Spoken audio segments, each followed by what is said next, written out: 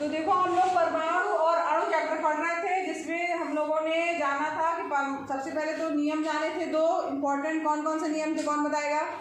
नियम के नाम बताइए। द्रव्यमान संरक्षण का नियम और स्थिर अनुपात का नियम। ठीक है, ये दोनों नियम हम लोगों ने पढ़े हैं, घर जाकर पढ़ा करो। ठीक, ये हालत है तुम लोगों की, पढ़ लिया लेकिन कुछ पता नहीं है कि मैंने कुछ पढ़ाया भी है। दो नियम इंपॉर्टेंट बताए थे कि द्रव्यमान संरक्षण का नियम था, दूसरा क्या था? स्थिर अनुपात का नियम। तो अनुपात स्थिर रहता है, अगर कोई भी यौगिक बन रहा है तो उसमें जो है जो तत्व है उनका अनुपात जो है वो निश्चित रहता है। इसके अलावा हम लोगों ने कल पढ़ा था परमाणु के बारे में कि परमाणु क्या होते हैं। तो परमाणु जो है वो किसी भी पदार्थ की संरचनात्मक इकाई होती है, ठीक है, और सूक्ष्मतम इकाई होती है, अविभाज्य है, इसे विभाजित नहीं किया जा सकता है, और साथ ही साथ परमाणु को अपनी खुली आंखों से या नगण्य आंखों से नहीं देख सकते हैं हम। ठीक, तो ये आप लोगों को सबको पता चल गया। अब परमाणु यहाँ पर देखिए, हम लोगों ने कुछ तत्वों के प्रतीक के बारे में जाना था, कैसे हम उनके प्रतीकों को लिखते हैं, कैसे लिखा जाता है, और इसको याद करने के लिए भी दिया गया था कि आप उसको अच्छे से याद कर लीजिएगा कि तत्व क्या है और उनका प्रतीक चिन्ह क्या है।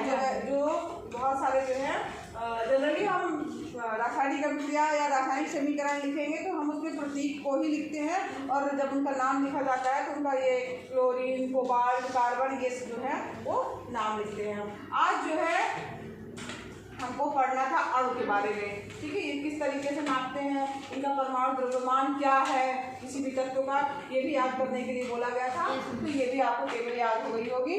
आज चलते हैं हम क्या कि अणु क्या है ना, आज अणु पढ़ना है। तो यहाँ पर परमाणु देखिए, आपको ये पता चल गया कि परमाणु स्वतंत्र अवस्था में नहीं रह सकता है, खुली अवस्था में नहीं रह सकता है। तो जब परमाणु है, जो सूक्ष्मतम कण है, वो आपस में जुड़ेंगे, तो जब दो या दो से ज़्यादा परमाणु आपस में जुड़ते हैं तो क्या बनाते हैं? अणु बनाते हैं। तो जो ये परमाणु जुड़ रहे हैं वो एक रासायनिक बंध से जुड़े। तो यहाँ पर देखो जो अणु है, परमाणु जो है वो आपस में जो है एक दूसरे से जुड़ते हैं और जुड़ करके क्या बनाते हैं? अणु बनाते हैं। ठीक है, परमाणु जुड़ते हैं, क्या बनाते हैं?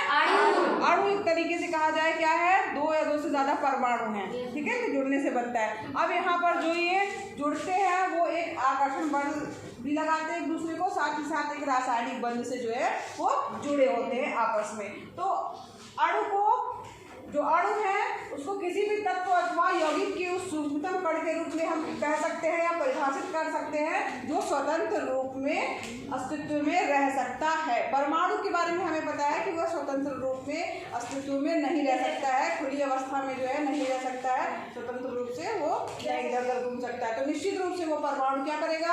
आपस में जुड़ेंगे रासायनिक बंध से और क्या बनाएंगे? एक अणु बनाएंगे। ठीक है, तो यहाँ पर जो है अणु क्या है? तो अणु किसी भी तत्व अथवा यौगिक का, ध्यान दीजिएगा, अणु क्या है? किसी भी तत्व अथवा यौगिक का वह सूक्ष्मतम कण है जो स्वतंत्र अवस्था में रह सकता है। ठीक है, तो और साथ ही साथ जो है जो ये अणु बनेगा वो उस यौगिक के सभी गुणधर्मों को प्रदर्शित करेगा, और एक ही तत्व के परमाणु अथवा भिन्न भिन्न तत्वों के परमाणु जो है वो आपस में संयोग करके अणु बना सकते हैं। अब यहाँ पर बात करते हैं कि एक ही तत्व के और अलग अलग तत्व के इसमें दोनों लिखा गया है। एक ही तत्व, जैसे मान लीजिए एक ही प्रकार के मान लीजिए हैं परमाणु, तो जैसे कि आर्गन की बात करें हम, हीलियम की बात करें, तो यहाँ पर एक ही परमाणु के द्वारा जो है वो निर्मित है ये तत्व, ये अणु। ठीक, आर्गन का एक अणु और हीलियम का एक अणु जो है वो केवल एक ही परमाणु के द्वारा निर्मित है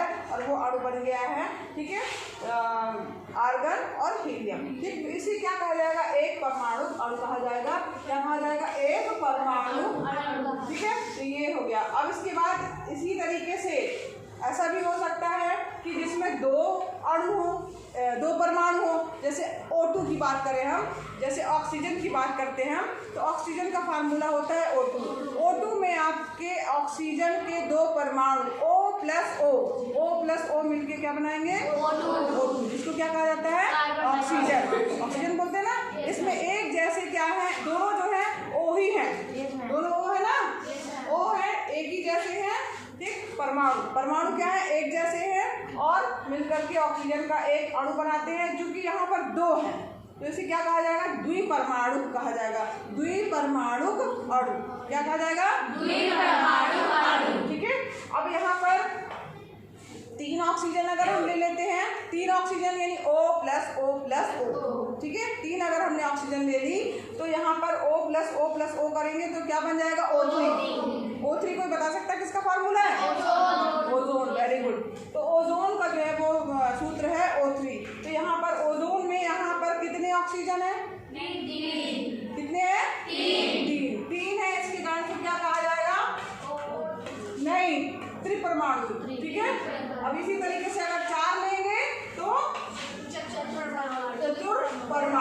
ठीक। तो इस प्रकार से जो है अलग अलग जो है वो आपस में जुड़ करके जो है वो बनाएंगे अणु, और उनकी संख्या के आधार पर जो है उसका नाम दिया जाएगा कि एक परमाणु है कि द्विपरमाणु है कि त्रिपरमाणु है कि चार परमाणु है, चतुर्परमाणु है। तो यहाँ पर देखो जो परमाणुओं की संख्या है वही उस अणु की परमाणुकता कहलाएगी। ठीक है। तो यहाँ पर आपको एक सारणी दिख रही है। यहाँ पर तत्व दिए गए हैं, ठीक, और यहाँ पर उनकी परमाणुकता दी गई है। तो यहाँ पर आर्गन है, हीलियम है, ऑक्सीजन है, हाइड्रोजन है, नाइट्रोजन, क्लोरीन, फास्फोरस, तो ये सब क्या है? अधातुएं हैं। और इसमें कितनी उनकी परमाणुकता है ये बताया गया है, तो इसको भी आप ध्यान रखिएगा। और धातुएं हैं जैसे सोडियम है, आयरन है, एल्युमिनियम है, कॉपर है, इनकी भी परमाणुकता जो है वो बताई गई। जैसे सोडियम 1 है, आयरन का 2, आयरन का भी 1 है, एल्युमिनियम 1 परमाणु है, कॉपर 1 परमाणु है। इस तरीके से यहाँ पर दिया गया है और बताया गया है। अब यहाँ पर देखो यौगिकों के अणुओं की बात हो रही है। तत्वों को मिला करके क्या बनता है? यौगिक। 2 या 2 से ज्यादा तत्व मिल करके क्या बनाते हैं? यौगिक बनाते हैं। तो यहाँ पर अलग अलग तत्वों के परमाणु एक निश्चित अनुपात में परस्पर जुड़ करके यौगिकों के अणु का निर्माण करते हैं। तो यहाँ पर भी एक सारणी देखिए आपके सामने दिख रही है। ठीक। अब जैसे मान लीजिए इसके बारे में आप पढ़े भी हैं, पानी। अब पानी किससे बना है? पानी का फार्मूला क्या होता है? H2O। Very good. अब H2 है, H2O में क्या क्या है? हाइड्रोजन है और ऑक्सीजन। ठीक। तो हाइड्रोजन और ऑक्सीजन है पानी में, H2O फार्मूला हो गया इसमें। अब यहाँ पर इसके द्रव्यमान का अनुपात जो है हमने पढ़ा है, ठीक है, स्थिर अनुपात के नियम में। तो इसमें इसका अनुपात क्या था? 1:8 का अनुपात था। इसी तरीके से अमोनिया का फार्मूला क्या होता है? कौन बताएगा? नहीं, अमोनिया का फार्मूला मैंने पूछा है। फार्मूला क्या है? फार्मूला बताइए अमोनिया का। हाँ, NH3। हाँ, वेरी गुड। NH3 जो है अमोनिया का फार्मूला है। तो नाइट्रोजन और इसमें हाइड्रोजन 2 चीजें हैं, ठीक है। NH3 में N है और H है। ठीक। तो यहाँ पर इनका अनुपात जो हम लोगों ने ये भी हमने पढ़ा था स्थिर अनुपात में 14:3 का अनुपात है। ठीक। अब यहाँ पर कार्बन डाइऑक्साइड की अगर हम बात करते हैं तो कार्बन डाइऑक्साइड में कार्बन होता है और ऑक्सीजन। कार्बन डाइऑक्साइड का फार्मूला कौन बताएगा? CO2। Very good, thank you ma'am. CO2 carbon और ऑक्सीजन। ठीक। तो यहाँ पर कार्बन और ऑक्सीजन जो है दोनों भाग ले रहे हैं CO2 बनाने के लिए। कार्बन का परमाणु और ऑक्सीजन का परमाणु। ठीक। ये मिलकर के क्या बनाते हैं? Carbon dioxide. और इसका अनुपात 3:8 का होता है। तो यहाँ पर देखिए इनके द्रव्यमानों का अनुपात भी जो है वो बताया गया है कि एक निश्चित अनुपात रहता है। अब यहाँ पर देखिए अगर हम पानी की बात करते हैं तो उसमें किस तरीके से हम निकालेंगे कि इसमें कितने परमाणु जो है वो भाग लेंगे। ठीक है। जैसे वैसे तो आपको पता है कि H2O होता है, उसमें हाइड्रोजन के 2 होते हैं परमाणु और ऑक्सीजन का 1 होता है। लेकिन ये कैसे पता चला, कैसे इसको निकाला गया? तो इसके लिए देखिए हम लेके चलते हैं हाइड्रोजन तत्व और ऑक्सीजन तत्व को। ध्यान से समझिएगा। द्रव्यमान अनुपात हाइड्रोजन का 1 होता है और इसका परमाणु द्रव्यमान भी 1 ही होता है। लेकिन ऑक्सीजन की अगर हम बात करें तो यहाँ पर देखो अगर हम पानी की बात कर रहे हैं तो पानी में कितना हाइड्रोजन भाग लेगा और कितना ऑक्सीजन भाग लेगा पानी का एक अणु बनाने के लिए, पर कितने ऑक्सीजन परमाणु कितने हाइड्रोजन परमाणु होंगे ये हमें कैसे पता चलेगा? तो सबसे पहले हाइड्रोजन का द्रव्यमान अनुपात या परमाणु क्रमांक 1 होता है, इसका परमाणु भार भी 1 होता है। ठीक है, तो यहाँ पर हमने 1 और 1 ले लिया। ऑक्सीजन की अगर हम बात करें द्रव्यमान अनुपात की, तो वो 8 है, और इसका जो है परमाणु द्रव्यमान या परमाणु भार जो होता है उसका दुगना लगभग होता है, वो है आपका 16। ठीक, यहाँ पर अब इन दोनों का अनुपात जब हम निकालेंगे ये बटे ये करेंगे, तो यहाँ पर 1/1 यानी 1 ही आ गया। इसी तरह से जब इसका अनुपात निकालेंगे तो 8/16 यानी 1/2 आधा आया। ठीक, अब हमें क्या करना है, हाइड्रोजन और ऑक्सीजन का अनुपात निकालना है। तो यहाँ पर 1:1/2 जब करेंगे तो यहाँ पर ये जो 2 है ये ऊपर की तरफ चला जाएगा, तो ये क्या हो जाएगा 2, और ये क्या हो जाएगा 1। क्योंकि हम पूर्णांक में लेते हैं, या हम लोगों ने पहले भी पढ़ा है कि हम उसको आधा नहीं ले सकते हैं, पूर्णांक में लेंगे। तो पूर्णांक में लेंगे तो ये आधा है, तो उसको हम जब 1 मानेंगे, इसमें हमने क्या किया है 2 का गुणा किया है, तो हमें इसमें भी ऊपर भी 2 का गुणा करना होगा। तो यहाँ पर ये भी 2 हो गया और ये हो गया 1। तो यानी हाइड्रोजन कितने लगेंगे आपके 2, ऑक्सीजन कितना लगेगा 1। समझ में आया? इस तरीके से जो है वो प्रयुक्त जो है पानी जो है उसमें प्रयुक्त परमाणु संख्या का जो अनुपात होगा वो H/O का 2/1 होगा। ठीक है, इस प्रकार से उनका अनुपात जो है वो डिसाइड होगा। इस तरीके से आप जो है किसी चीज का निकाल सकते हैं। अब यहाँ पर हम एक चीज और थोड़ी सी चर्चा कर लेते हैं आयन की, कि आयन क्या होते हैं। तो जितने भी देखिए परमाणु हैं, ठीक, वो परमाणु जो है वो आपस में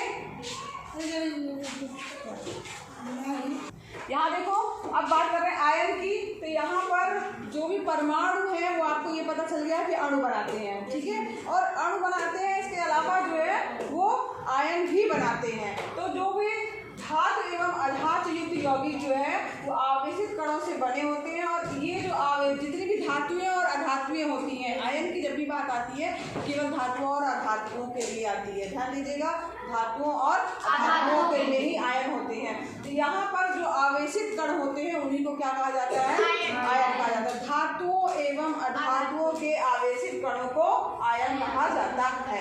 तो यहाँ पर आयन है क्या वास्तव में, एक आवेशित परमाणु अथवा परमाणुओं का एक ऐसा समूह होता है जिस पर नेट आवेश विद्यमान होता है। अब आयन 2 प्रकार के होते हैं, एक क्या होता है धनात्मक होता है, और एक क्या होता है ऋणात्मक होता है।